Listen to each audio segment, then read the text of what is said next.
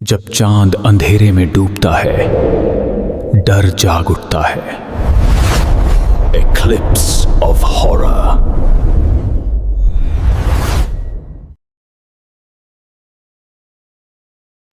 क्या हो अगर एक रात तुम्हारी बीमार बच्ची तुम्हें बेबी मॉनिटर से पुकारे? तुम भागकर उसके कमरे में जाओ और देखो कि वो गहरी नींद में है, लेकिन उसी पल स्पीकर से फिर वही आवाज आए, इस बार और भी पास, और इतनी धीमी कि जैसे किसी ठंडी सांस ने तुम्हारे कान को छुआ हो। डैडी, अगर तुम ये सोच रहे हो कि ये सिर्फ एक बुखार की कहानी है, तो काश ऐसा ही होता। लेकिन जो उस हफ्ते हमारे घर में हुआ, उसने मुझे ये समझा दिया कि कुछ चीजें बीमारी की तरह शुरू होती हैं और विरासत की तरह खत्म होती हैं। मेरी पत्नी कुछ दिनों के लिए अपने माता पिता से मिलने शहर से बाहर गई थी। बस एक छोटा सा ट्रिप, कोई बड़ी बात नहीं। मुझे लगा था ये आसान रहेगा, मैं काम संभाल लूंगा, घर संभाल लूंगा और हमारी नन्ही बच्ची को भी। वैसे भी वो बहुत समझदार थी, अपनी उम्र से कहीं ज्यादा। रात में जल्दी सो जाती, दिन में खिलौनों से खेलती, बीच बीच में अपनी किताबें लेकर मेरे पास आ बैठती। घर में उसकी मौजूदगी से एक गर्माहट रहती थी और पत्नी के जाने के बाद मैं उसी गर्माहट के सहारे घर की खाली दीवारों से बचा हुआ था। लेकिन उसके जाने के दूसरे ही दिन शाम को मैंने नोटिस किया कि हमारी बेटी कुछ सुस्त लग रही है। उसका चेहरा गुलाबी था, आंखें बोझिल, और खेलते खेलते वो अचानक वहीं फर्श पर बैठ गई। मैंने माथा छुआ तो हल्की गर्मी थी। बच्चों को बुखार हो जाना कोई अनहोनी नहीं, इसलिए मैंने इसे शुरुआत में गंभीरता से नहीं लिया। दवा दी, पानी पिलाया, माथे पर गीला कपड़ा रखा। पत्नी को कॉल किया तो उसने भी यही कहा कि नजर रखो, अगर बढ़े तो डॉक्टर को दिखा देना। उस रात वो जल्दी सो गई। मैं उसके कमरे के बाहर कुछ देर खड़ा रहा। उसका छोटा सा सीना ऊपर नीचे हो रहा था। नाइट लाइट की नरम पीली रोशनी उसके गाल पर पड़ रही थी और कमरे में स्ट्रॉबेरी वाले बेबी लोशन की हल्की गंध फैली हुई थी। उस पल सब सामान्य लगा, इतना सामान्य कि मैं कल्पना भी नहीं कर सकता था कि अगले कुछ दिनों में वही कमरा मुझे घर का सबसे डरावना हिस्सा लगने लगेगा। अगली सुबह बुखार थोड़ा कम था। उसने थोड़ा सा नाश्ता किया, मुझसे चिपक कर कार्टून देखे और एक दो बार मुस्कुराई भी। मैंने राहत की सांस ली, लेकिन दोपहर तक उसका बदन फिर से तपने लगा, इस बार पहले से ज्यादा। शाम तक उसकी आंखों के नीचे कालेपन की परत उतर आई। वो मुश्किल से बोल रही थी, बस धीमी आवाज में, डैडी नींद आ रही है कहती, और फिर मेरी बांह पर सिर रख देती। मैं उसे गोद में उठाकर कमरे तक ले गया, सुलाया, दवा दी, फिर देर तक बैठा रहा। किसी अजीब वजह से उस रात मैं कमरे से निकलते वक्त बार बार पीछे मुड़कर देख रहा था, जैसे मुझे लग रहा हो कोई और भी वहां है। लेकिन हर बार वहां सिर्फ मेरी बच्ची थी। उसका टेडी बियर था, पालने की लकड़ी की सलाखों की लंबी छायाएं थीं और खिड़की पर गिरती हवा की धीमी थाप। बस इतना ही। मैंने खुद को डांटा कि मैं बेवजह घबरा रहा हूं। तीसरे दिन तक मेरा पूरा रूटीन बदल चुका था। मैं काम के लैपटॉप के साथ लिविंग रूम में बैठता, लेकिन निगाहें हर कुछ मिनट में उसके कमरे की तरफ उठ जाती। मैं उसके लिए सूप बनाता, दवा देता, पानी देता, फिर माथा छूकर देखता कि बुखार उतरा या नहीं। कई बार कुछ घंटों के लिए वो लगभग ठीक लगती, इतना कि मुझे लगता मैं जरूरत से ज्यादा डर रहा हूं। और फिर अचानक उसका शरीर जैसे किसी अदृश्य भट्ठी में झोंक दिया जाता। बदन धधकने लगता, सांसें गर्म हो जाती और चेहरा इतना लाल हो जाता जैसे त्वचा के ठीक नीचे अंगारे भरे हों। रातें सबसे खराब थीं। घर दिन में भी शांत रहता था, लेकिन रात में उस शांति के पीछे कोई दूसरी परत खुल जाती थी। सीढ़ियों की लकड़ी सिकुड़कर चरमराती, फ्रिज दूर से गुनगुनाता, एयर वेंट से आती हवा कभी कभी किसी फुसफुसाहट जैसी लगती, और उन सब के बीच बेबी मॉनिटर से लगातार आती सफेद शोर की आवाज, एक फीकी सी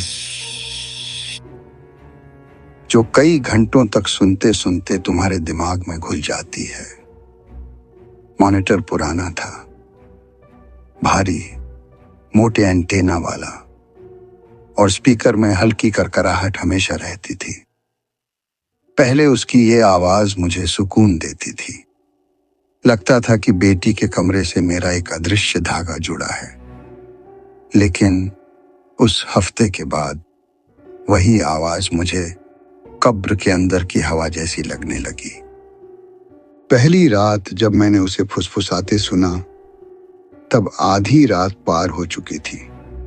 मैं सोफे पर कंबल ओढ़े लेटा था, आंखें बस लगी ही थीं।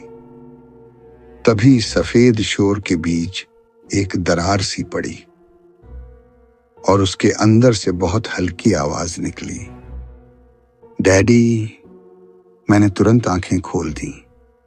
कुछ पल तक मैं समझ ही नहीं पाया कि मैं सच में जगा हूं या सपने में। फिर आवाज नहीं आई। मैं उठा, गलियारे की अंधेरी पट्टी पार की और उसके कमरे तक गया। दरवाजा हल्का सा धकेला।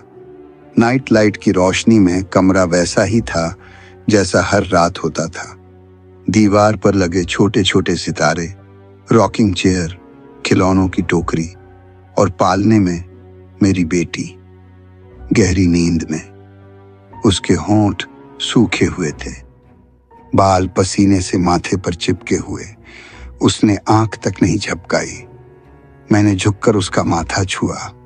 गर्म था, लेकिन उतना नहीं कि मैं डर जाऊं। कुछ सेकंड मैं बस वहीं खड़ा रहा। कमरे की हवा अजीब तरह से भारी लग रही थी, जैसे खिड़की बंद होने के बावजूद भीतर कोई नमी जमा हो। फिर मैं वापस चला आया।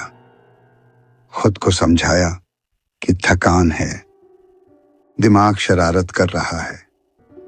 पत्नी की कमी, काम का दबाव, बेटी की बीमारी, सब मिलकर आदमी को चीजें सुनवा देते हैं। अगली रात तक मैं यही मानता रहा, लेकिन दूसरी रात उसने मेरी उस बची हुई तसल्ली भी छीन ली। उस दिन हमारी बेटी और ज्यादा टूट चुकी थी। दवा के बावजूद वो आराम महसूस नहीं कर रही थी। कभी कहती सिर दर्द कर रहा है, कभी पैरों में दर्द, कभी बस आंखें बंद कर लेती और धीरे धीरे सिसकती। मैंने उसे शाम को नहलाया भी नहीं, सिर्फ गीले तौलिए से शरीर पोंछा, साफ नाइट सूट पहनाया और बिस्तर पर लिटा दिया। उसने बहुत धीरे से मेरा हाथ पकड़ा और पूछा, मम्मी कब आएंगी? मैंने मुस्कुराने की कोशिश की। जल्दी, बहुत जल्दी। उसने सिर हिलाया और आंखें बंद कर ली। 5 मिनट के अंदर वो सो गई। मैं हर रात की तरह अपने कमरे से तकिए और कंबल लेकर सोफे पर आ गया। टीवी नहीं चलाया, बस लैंप की पीली रोशनी और मॉनिटर की सफेद खरखराहट। मैं आधा बैठा, आधा लेटा उसके कमरे की दिशा में देखता रहा। शायद मुझे डर था कि अगर मैंने नजर हटाई तो कुछ हो जाएगा। कब आंख लगी पता नहीं, लेकिन मैं जिस तरह उछलकर उठा, उससे लगा जैसे कोई मेरे ठीक बगल में चीखा हो।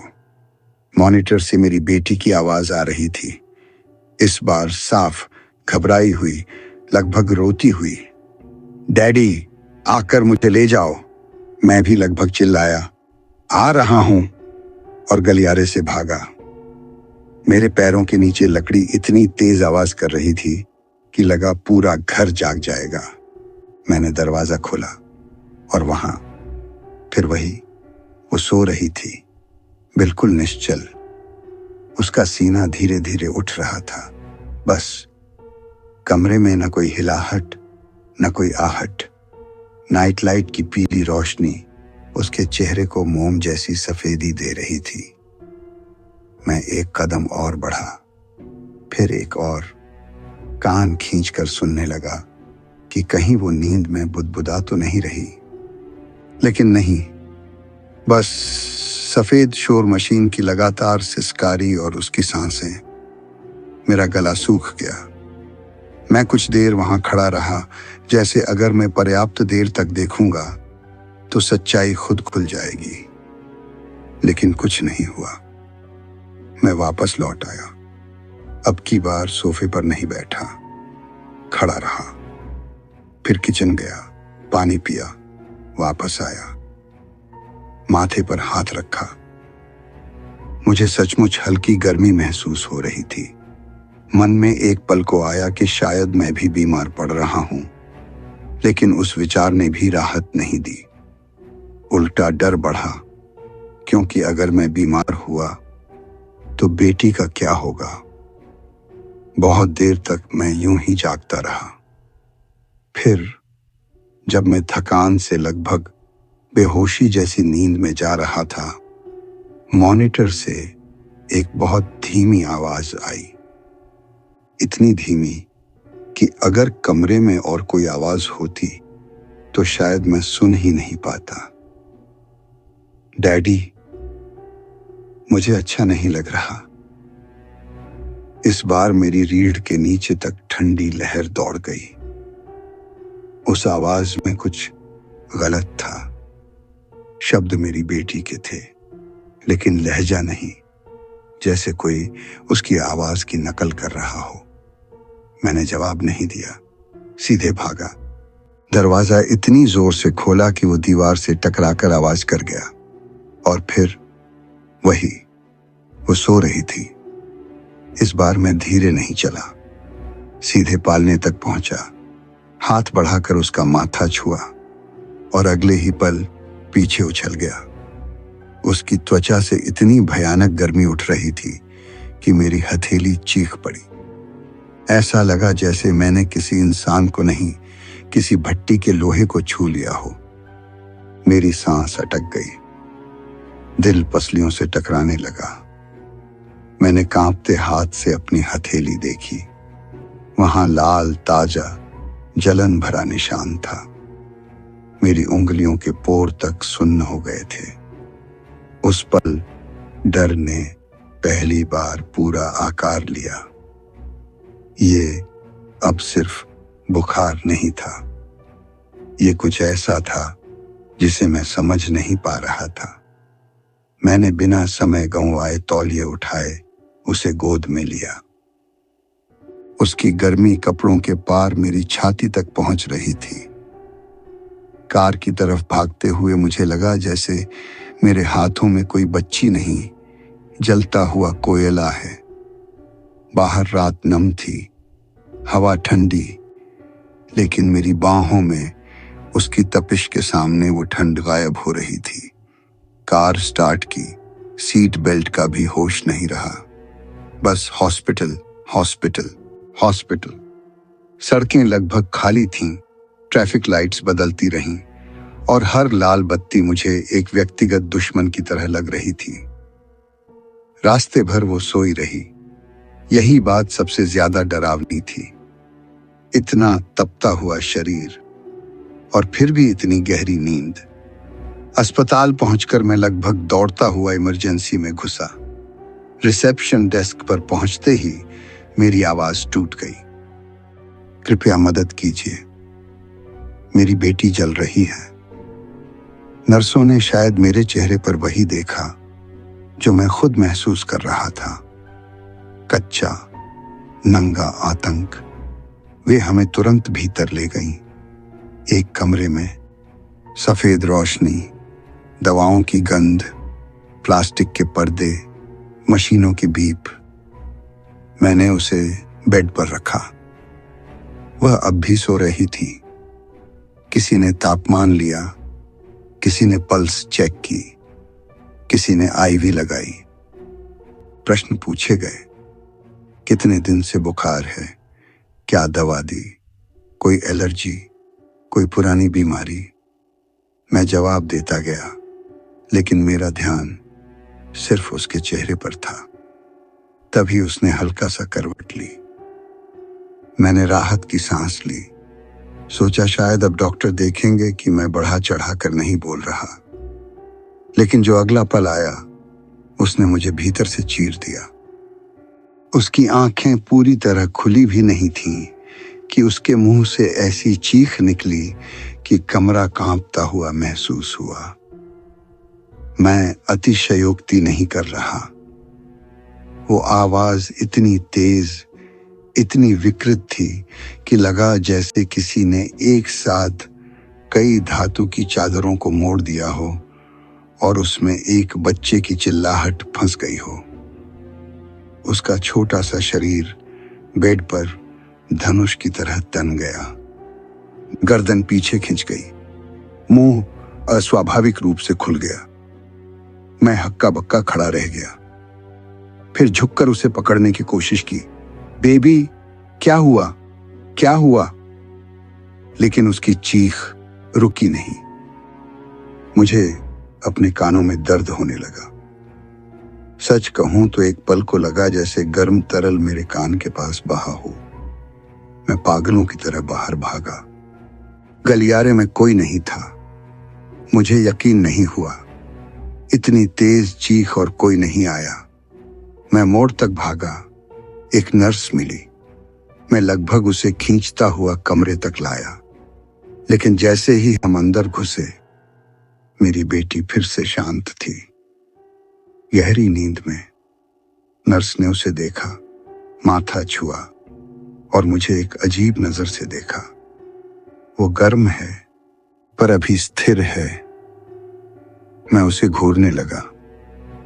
अभी अभी वो चीख रही थी, आपने नहीं सुना? उसने कुछ नहीं कहा। तभी मेरी बेटी की पलकें कांपी। उसने मेरी तरफ देखा, बिल्कुल सामान्य थकी हुई बच्ची की तरह। डैडी, हम कहाँ हैं? मेरा दिल जैसे टूटकर पिघल गया। मैं उसके पास बैठ गया, उसका हाथ पकड़ा। उसके हाथ छोटे, गर्म और असहाय थे। कुछ देर बाद डॉक्टर आए। वही नपे तुले सवाल, वही प्रशिक्षित संयम। उन्होंने सब कराया जो एक अच्छे अस्पताल को करना चाहिए था। और अंत में जब वे लौटे तो उनके चेहरे पर संतोष था। सब ठीक है, रिपोर्ट्स सामान्य हैं। मैं उन्हें देखता रह गया। मेरा दिमाग उस वाक्य को मानने से इनकार कर रहा था। सामान्य? आपने उसे नहीं देखा? उसका शरीर, उसकी चीख। डॉक्टर ने धैर्य से समझाया कि बच्चों में बुखार ऊपर नीचे होता रहता है, कि नींद की कमी भ्रम पैदा कर सकती है, कि माता पिता तनाव में आवाजें सुनते, चीजें महसूस करते हैं। मैं सुन रहा था, लेकिन हर शब्द के साथ मुझे लग रहा था कि मैं किसी और दुनिया में हूं। मैंने उन्हें अपनी हथेली दिखाई। तो ये? उन्होंने हथेली को देखा। वहां कुछ नहीं था, कुछ भी नहीं। मैं जड़ हो गया। कुछ देर पहले का लाल कच्चा जलन भरा निशान गायब था। मेरी उंगलियों में अभी भी दर्द का भूत था, लेकिन त्वचा साफ थी। मैंने बुदबुदाकर कहा, इसने मुझे जलाया था। डॉक्टर की आंखों में सहानुभूति थी, और वही सबसे बुरी चीज थी, क्योंकि सहानुभूति अक्सर तब दी जाती है जब विश्वास नहीं बचता। कुछ घंटों बाद हमें घर भेज दिया गया। बाहर भोर की गीली रोशनी थी, आसमान सीसा सा धूसर। सड़क पर बारिश की पतली परत चमक रही थी। कार चलाते हुए मैं बार बार शीशे में उसे देखता रहा। वो फिर सो रही थी, चेहरे पर शांति, जैसे अस्पताल की वो भयावह चीख कभी हुई ही ना हो। लेकिन अब मेरे भीतर एक नया डर जाग गया था। अगर ये सब मेरे दिमाग में नहीं था तो फिर ये क्या था? घर पहुंचा तो लगभग सुबह हो चुकी थी। मैंने दरवाजा खोला, बेटी को गोद में लेकर भीतर आया, उसके कमरे तक गया, उसे बिस्तर पर लिटाया, चादर ठीक की और मुड़ते ही पत्नी को दरवाजे पर खड़ा पाया। उसने आते ही मुझे नहीं, पहले हमारी बेटी को देखा, उसके माथे पर हाथ रखा, फिर बहुत धीरे से उसके सिर को चूमा। उसकी आंखों के नीचे गहरे धब्बे थे, चेहरा थका हुआ, होंठ दबे हुए। ऐसा नहीं लग रहा था कि उसने रास्ते की थकान झेली है। ऐसा लग रहा था कि वो पहले से जानती थी कि यहाँ क्या इंतजार कर रहा है। मैं कुछ कहता उससे पहले उसने मुझे कमरे से बाहर चलने का इशारा किया। हम लिविंग रूम में आए। मैंने बेबी मॉनिटर उठाकर टेबल पर रखा।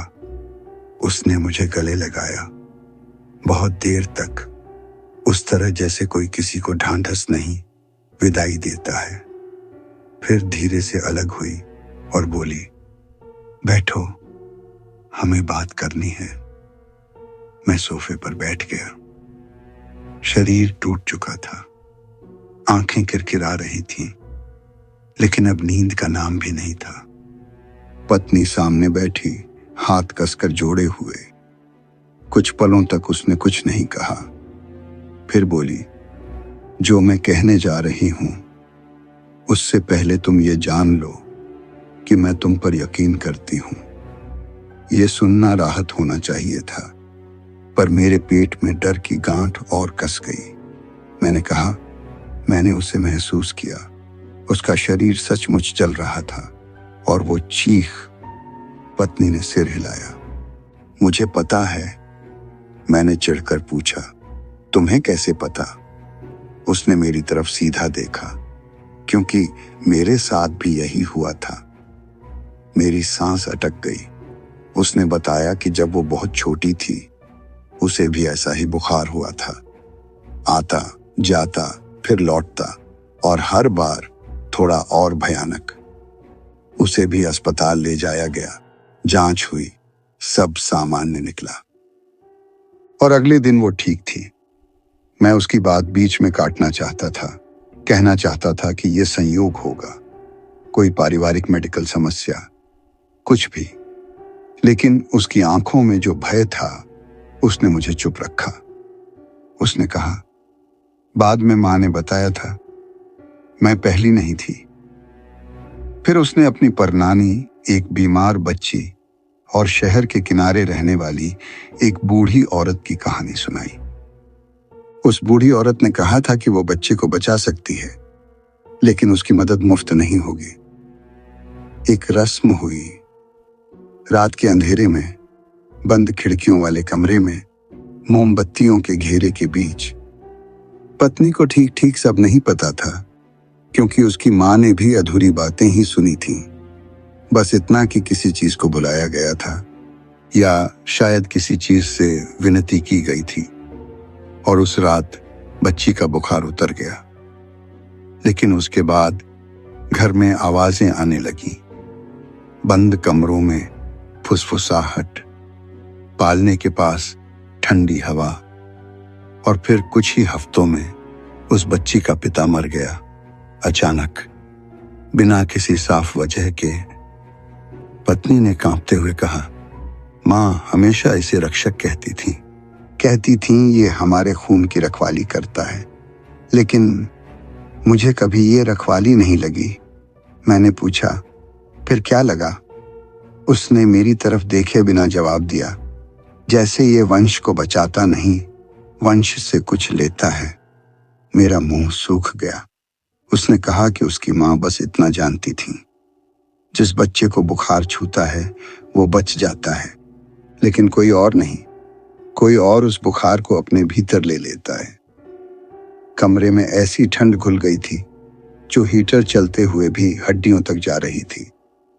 मैं कुछ बोल पाता उससे पहले टेबल पर रखा बेबी मॉनिटर खड़खड़ाया। सफेद शोर कुछ पल तेज हुआ, फिर उसके भीतर से एक टूटती, घिसटती फुसफुसाहट निकली। डैडी। उस एक शब्द ने पूरे कमरे को स्थिर कर दिया। मेरी पत्नी का चेहरा सफेद पड़ गया। उसकी आंखों में ऐसा डर था जो नया नहीं था, जैसे वो इस आवाज को पहचानती हो। मैं बहुत धीरे से बोला, तुमने सुना? उसने सिर हिलाया। फिर आवाज दोबारा आई, इस बार ज्यादा साफ, डैडी अंदर आओ। लेकिन वो हमारी बेटी की आवाज नहीं थी। उसकी बनावट वैसी थी, पर भीतर कुछ पुराना, कुछ खोखला, कुछ सड़ा हुआ अटका था, जैसे कोई बहुत समय से बोलना भूल चुका हो और अब किसी बच्चे की नकल में शब्द बना रहा हो। पत्नी खड़ी हुई। मैं चाहता था उसे रोक दूं, लेकिन वो पहले ही गलियारे की तरफ बढ़ चुकी थी। मैं भी पीछे पीछे गया। हम दोनों बेटी के कमरे के दरवाजे पर आकर रुक गए। भीतर वही नाइट लाइट जल रही थी। उसका पालना स्थिर था।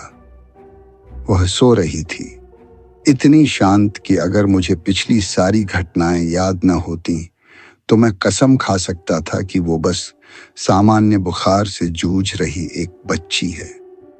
पत्नी ने फुसफुसाकर कहा, वो ठीक हो जाएगी। लेकिन उसकी आवाज में विश्वास नहीं था, बस याचना थी। हम वहीं खड़े रहे। उसके हाथ में पकड़ा मॉनिटर धीरे धीरे सिसकार रहा था। फिर स्पीकर से एक और आवाज निकली, इतनी धीमी कि जैसे किसी ने सीधे हमारे बीच खड़े होकर कही हो, वो होगी। इस बार मैं पूरी तरह जम गया। मेरे हाथों के रोए खड़े हो गए। पत्नी की उंगलियां कांपते हुए मेरी उंगलियों से जा मिली। बहुत धीरे से उसने कहा, इसने चुन लिया है। और न जाने क्यों उस पर मेरे भीतर कुछ टूट गया। उसने सिर पीछे फेंका और उसके मुंह से एक भर्राई हुई, फटी चीख निकली, इतनी गहरी कि वो बच्ची की आवाज लगकर भी बच्ची की आवाज नहीं लग रही थी। मैं घबराकर पत्नी की तरफ मुड़ा, कुछ करूं, लेकिन वो रोते हुए सिर हिलाती रही। अब देर हो चुकी है। उसी पल मेरी बेटी की छोटी उंगलियां मेरी कलाई में धंस गईं। उसकी पकड़ इतनी मजबूत थी कि मैं हैरान रह गया। फिर वहां दर्द उठा, पहले सुई सा, फिर जलते लोहे जैसा। जहां उसकी उंगलियां थीं, वहां से एक जलन मेरी नसों के रास्ते ऊपर चढ़ने लगी, धीरे, सोची समझी, जैसे कोई गर्म सांप त्वचा के नीचे रेंग रहा हो। मैंने हाथ छुड़ाने की कोशिश की, लेकिन वो छोड़ नहीं रही थी। फिर उसने आंखें खोली और मेरे जीवन का सबसे भयानक दृश्य मेरे सामने था। वे उसकी आंखें नहीं थीं, वहां काला था, पूरा काला। पुतलियां नहीं, सफेदी नहीं, कोई चमक नहीं, बस गहराई, अंतहीन, निगलती हुई गहराई। उनमें देखते ही ऐसा लगा जैसे कोई मुझे भीतर खींच रहा है। मेरी सांस अटक गई। फिर अचानक उसने हाँफ कर एक सांस ली और सब बदल गया। आंखें सामान्य हो गईं, चेहरा वैसा ही मासूम। उसने मुझे देखा, बहुत छोटी सी आवाज में कहा, डैडी। जलन उसी क्षण रुक गई। उसने फिर दरवाजे की तरफ देखा, मम्मी आप आ गईं, और मुस्कुराई। वह बिल्कुल सामान्य लग रही थी। मेरी पत्नी घुटनों के बल गिर गई। उसे अपनी बाहों में भर लिया, रोती रही, दोहराती रही, वो ठीक है, वो ठीक है। लेकिन मैं पीछे हटता गया, अपनी कलाई को घूरते हुए। वहां त्वचा लाल थी, फफोले उठाए थे, और नीचे की नसों में एक अजीब सी धुंधली चमक धड़क रही थी, जैसे लालिमा अंदर से सांस ले रही हो, जैसे हर नब्ज के साथ कुछ ऊपर की तरफ धकेला जा रहा हो। उस रात के बाद से हमारी बेटी पूरी तरह ठीक है। बुखार गायब, कमजोरी गायब। वो फिर हंसती है, खेलती है, माँ से चिपकती है, मुझे कहानियां सुनाने को कहती है। अगर कोई बाहर वाला उसे देखे तो कहेगा कि वो एकदम स्वस्थ है। लेकिन मेरी पत्नी अब उसे देखते हुए मुस्कुराती है और मुझे देखते हुए चुप हो जाती है। वो मेरे हाथ को छूने से बचती है, शायद इसलिए क्योंकि वो जानती है जो मैं अब महसूस कर रहा हूँ। मेरी कलाई की जलन अब बांह से होते हुए कंधे तक पहुंच चुकी है। कभी कभी सीने के भीतर एक गर्म भारी धड़कन उठती है जो मेरी अपनी नहीं लगती। रात को नींद खुलती है तो लगता है जैसे मेरे कान के ठीक पास कोई सांस ले रहा हो। बाथरूम के आईने में कई बार मेरा चेहरा ठीक दिखता है, पर आंखों में एक सेकंड के लिए कुछ और झलकता है, कुछ गहरा, कुछ धुएं जैसा, कुछ ऐसा जो मुझे भीतर से देख रहा हो। दर्द अब कम हो गया है और यही बात सबसे डरावनी है, क्योंकि गर्मी अभी भी है, वो गई नहीं। मेरे अंदर कुछ जिंदा है, कुछ जाग रहा है, कुछ इंतजार कर रहा है। मेरी बेटी ठीक है, उसकी मुस्कान लौट आई है, उसका बुखार चला गया और अब हर सुबह जब मैं उठता हूँ मेरे माथे पर हल्की गर्मी होती है। हर रात बेबी मॉनिटर कभी कभी अपने आप खड़खड़ाने लगता है जबकि वो बंद होता है। और कल रात जब मैं लिविंग रूम में अकेला बैठा था, मुझे सफेद शोर के बिना भी एक फुसफुसाहट सुनाई दी, बहुत पास से, इतनी पास कि जैसे वो आवाज मेरे मुंह के अंदर से निकली हो। उसने कहा, अब तुम्हारी बारी है।